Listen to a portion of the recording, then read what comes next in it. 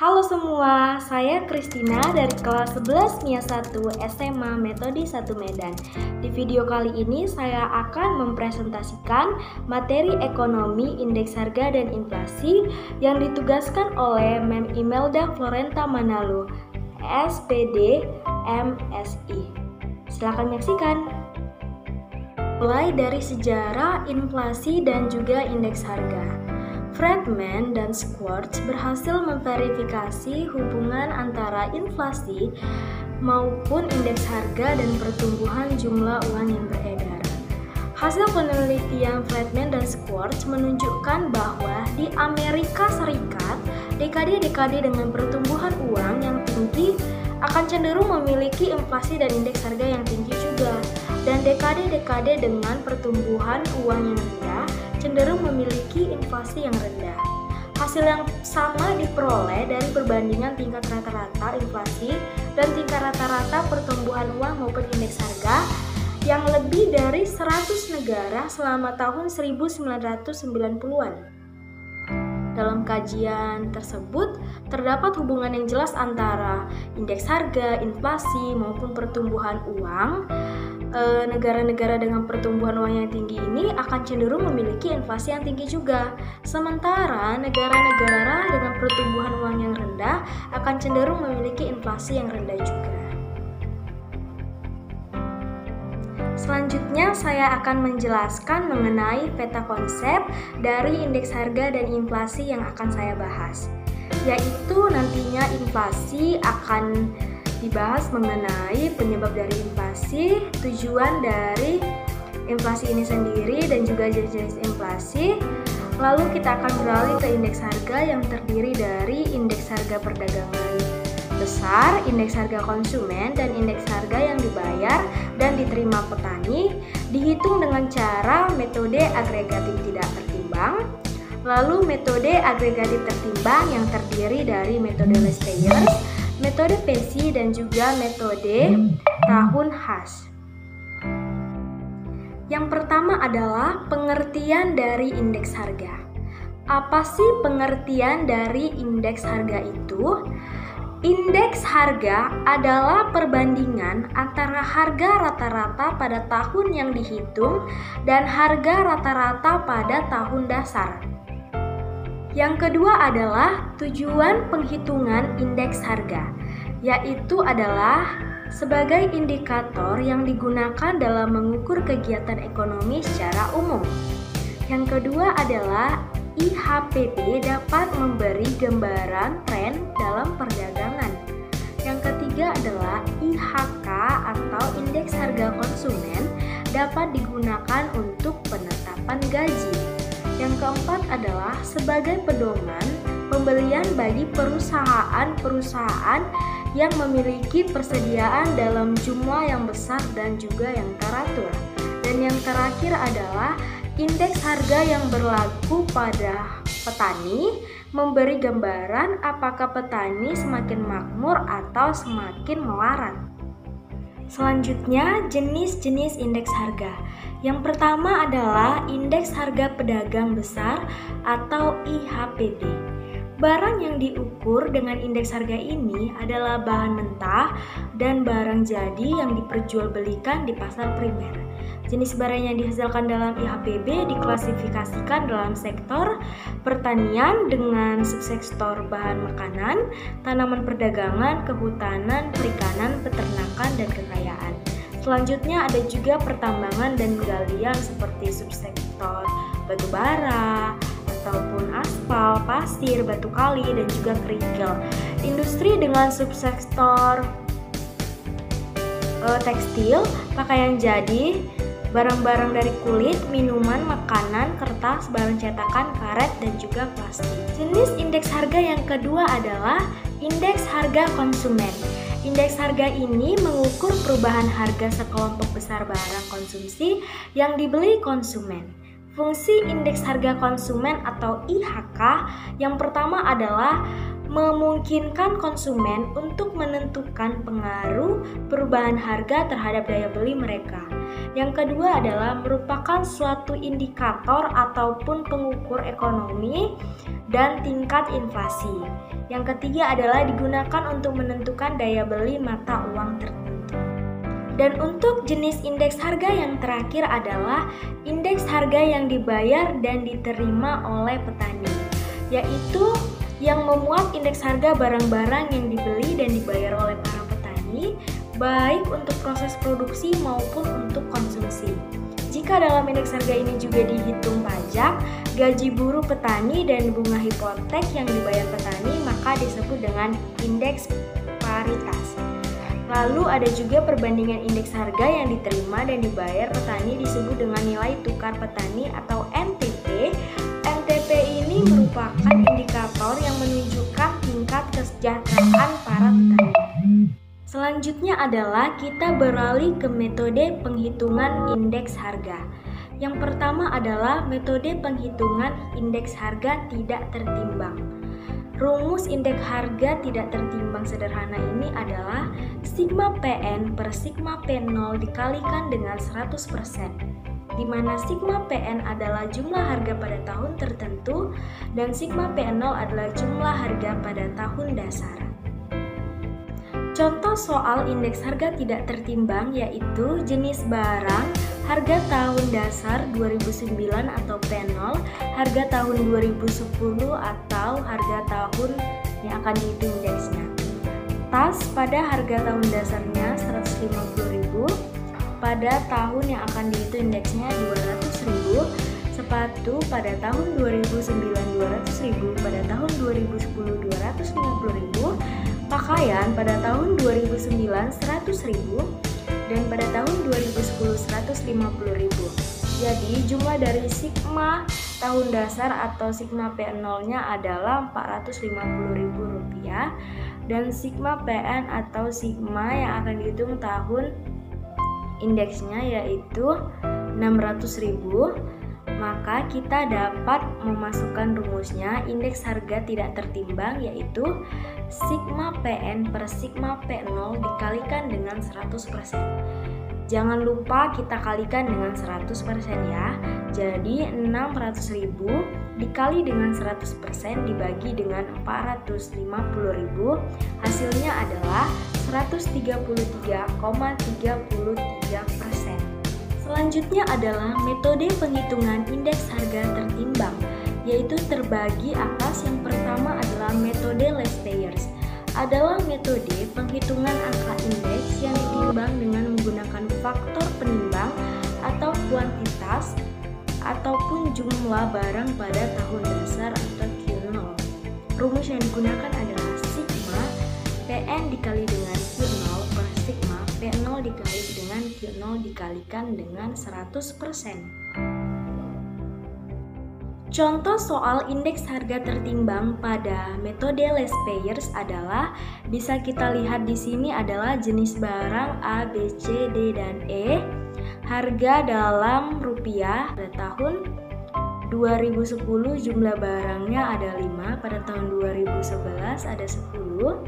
Lanjut pada benda B pada harganya 3 rupiah, sedangkan pada tahun 2011 6 rupiah.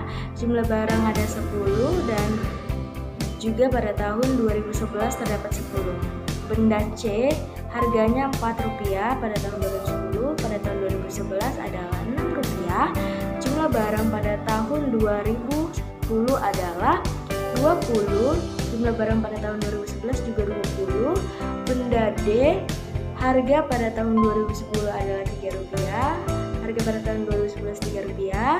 Jumlah barang pada tahun 2010 3 rupiah dan jumlah barang pada tahun 2011 5 unit. Sedangkan pada benda C harga pada tahun 2010 adalah 1 rupiah. Harga pada tahun 2011 2 rupiah. Jumlah barang pada tahun 2010 4 unit dan juga jumlah barang pada tahun 2011 adalah 5 unit, sehingga P0 dikalikan dengan Q0 pada benda A sebanyak 10.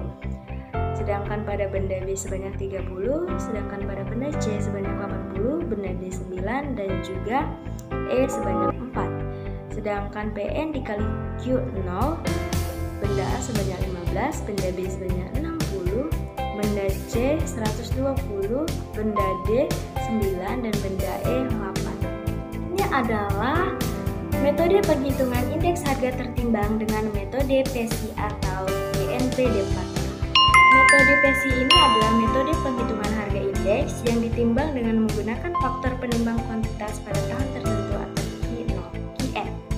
Rumusnya adalah sigma PN dikali dengan QN per sigma P0 dikali dengan QN dikalikan dengan 100%.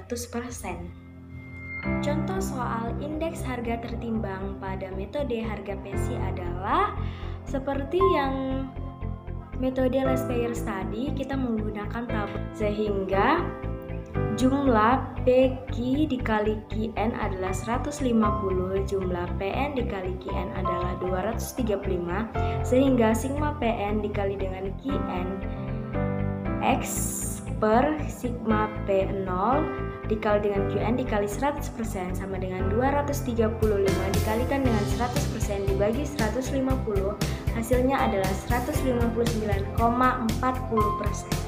Selanjutnya saya akan beralih ke inflasi dan saya akan membahas terlebih dahulu mengenai peta konsep yang akan saya presentasikan, yaitu dimulai dari jenis inflasi, tingkat keparahannya, penyebab inflasi, dan asal inflasi. Dilanjutkan dengan teori inflasi, dampak dari inflasi, cara mengendalikan inflasi, yaitu kebijakan moneter, kebijakan fiskal, dan kebijakan lainnya. Inflasi adalah naiknya harga-harga yang bersumber dari terganggunya keseimbangan antara arus uang dan juga barang. Selanjutnya adalah jenis-jenis inflasi. Berdasarkan tingkat keparahannya, jenis inflasi dibedakan menjadi yang pertama adalah inflasi ringan, yaitu di bawah 10%. Yang kedua adalah inflasi sedang, yaitu 10% sampai 30%. Dan yang terakhir adalah inflasi berat, yaitu 30% sampai dengan 100%. Inflasi sangat berat atau hyperinflation. Sedangkan berdasarkan penyebabnya, inflasi dibagi menjadi yang pertama adalah demand pull inflation, yaitu biasa disebut juga inflasi sisi permintaan atau demand side inflation, yaitu inflasi yang disebabkan karena kelebihan permintaan efektif atas barang atau jasa. Yang kedua adalah cost push inflation. Kenaikan biaya produksi atau cost push mengakibatkan harga barang yang ditawarkan akan naik. Kenaikan biaya produksi tersebut karena naiknya bahan baku disebut price push inflation. Kenaikan biaya produksi karena naiknya upah atau gaji disebut dengan wage atau push inflation. Kenaikan biaya produksi mengakibatkan penawaran agregat berkurang dengan permintaan agregat yang tetap, maka harga dan kenaikannya, namun output agregat akan turun dari Y1 ke Y2. Kita lanjut, asal inflasi yang pertama adalah imported inflation. Timbul karena adanya inflasi di luar negeri yang mengakibatkan naiknya barang dalam negeri. Yang kedua adalah harga barang luar negeri naik, maka naiknya pendapatan eksportir sehingga menambah jumlah uang yang beredar yang pada akhirnya meningkatkan permintaan barang dan jasa atau demand pull inflation. Bagi produksi yang menggunakan barang luar negeri, maka akan meningkatkan biaya produksi atau cost push inflation. Cara pengendalian oleh pemerintah adalah melalui kebijakan pajak dan juga moneter. Asal inflasi yang kedua adalah inflasi dalam negeri. Inflasi yang murni berasal dari gejolak dalam negeri, baik permintaannya maupun penawarannya. Bertambahnya permintaan pada akhirnya akan menghasilkan demand pull inflation. Kenaikan BBM akan menaikkan harga penawaran yang menimbulkan cost push inflation. Selanjutnya kita akan beralih ke faktor-faktor penyebab dari inflasi. Yang pertama adalah jumlah uang beredar atau faktor moneter. Yang kedua adalah administrative price. Yang ketiga adalah supply shock. Teori inflasi selanjutnya yaitu yang pertama adalah teori kuantitas. Teori ini menyatakan bahwa inflasi sangat dipengaruhi oleh jumlah uang yang beredar.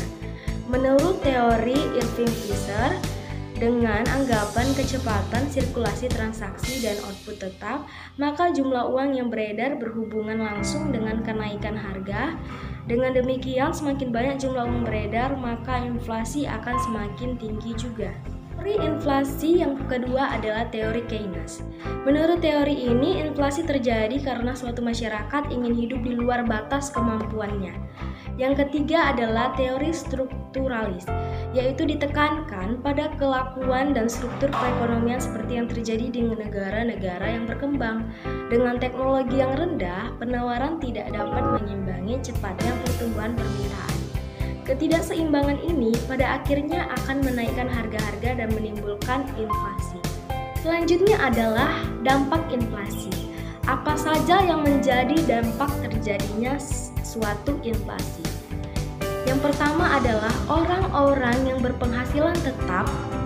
Dampak inflasi menyebabkan pendapatan real akan merosot. Yang kedua adalah orang-orang yang berpenghasilan tidak tetap tidak terlalu terkena dampaknya. Yang ketiga adalah dunia usaha, biaya produksi barang akan naik dan modal yang tersedia mengalami penurunan nilai. Dan yang keempat adalah pemerintah dampaknya kepada defisit APBN. Di balik terjadinya inflasi, maka pasti ada cara untuk mengatasi inflasi tersebut. Yang pertama adalah dengan kebijakan moneter. Kebijakan dari bank sentral dalam mengatur jumlah uang yang beredar melalui instrumen-instrumen moneter yang dimiliki bank sentral. Kebijakan moneter yang ditempuh bank sentral adalah A. Kebijakan diskonto, yaitu diskon polisi adalah kebijakan untuk mempengaruhi peredaran uang dengan jalan menaikkan atau menurunkan tingkat suku bunga. Dengan menaikkan bunga diharapkan jumlah uang yang beredar akan berkurang. Cara mengatasi inflasi yang kedua adalah operasi pasar terbuka atau open market operation, yakni dengan jalan membeli dan menjual surat-surat berharga. Dengan menjual surat berharga tersebut diharapkan uang akan berkurang di masyarakat. Yang ketiga adalah kebijakan dengan persediaan kas atau cash ratio policy, yaitu dengan menaikkan atau menurunkan persentase persediaan kas dari bank. Dengan menaikkan persentase persediaan kas, jumlah kredit akan berkurang. Selanjutnya adalah kita akan membahas salah satu contoh, yaitu inflasi. Salah satu contoh soal ini yang pertama yaitu jenis bahan pokoknya tahun 2013, tahun 2014. Jenis bahan pokoknya ada beras, ada ikan asin, minyak kelapa, gula pasir, garam, minyak tanah, sabun cuci, tekstil, batik. Pada tahun 2013, beras harganya adalah 7.600 dan pada tahun 2018 naik menjadi 8.000. Ikan asin pada tahun 2013 harganya 9.500 dan pada tahun 2014 naik menjadi 11.000. Minyak kelapa pada tahun 2013 harganya 9.900 dan tahun 2014 harganya turun menjadi 9.700. Gula pasir pada tahun 2013 harganya 9.800 dan pada tahun 2014 harganya naik menjadi 10.500. Garam pada tahun 2013 harganya 3.800 dan pada tahun 2014 harganya naik menjadi 4.000. Minyak tanah pada tahun 2013 harganya 10.500 dan pada tahun 2014 naik menjadi 11.000. Sabun cuci pada tahun 2013 harganya 2.800 dan pada tahun 2014 naik menjadi 3.000. Tekstil pada tahun 2013 harganya 7.000 dan pada tahun 2014 naik menjadi 6.800. Batik pada tahun 2013 harganya 25.000 dan pada tahun 2014 turun menjadi 3.000. Sehingga total pada tahun 2013 85.900 dan pada tahun 2014 94.000. Berdasarkan dari data yang telah kita perhatikan, maka angka indeks 2013 ditetapkan 100. Indeks harga tahun 2014 adalah 94.000 yang tadi pada tahun 2014 dibagikan dengan 85.900 yang 2013 dikalikan dengan 100, sehingga hasilnya adalah 109,43. Maka dari perhitungan ini dapat kita simpulkan pada tahun 2014 terjadi inflasi sebesar 9,43%. Kenapa 9,43%? Karena kita kalikan lagi dengan 100%. Maka kenaikan inflasi ini sebesar 9,43% dibandingkan dengan inflasi tahun 2013.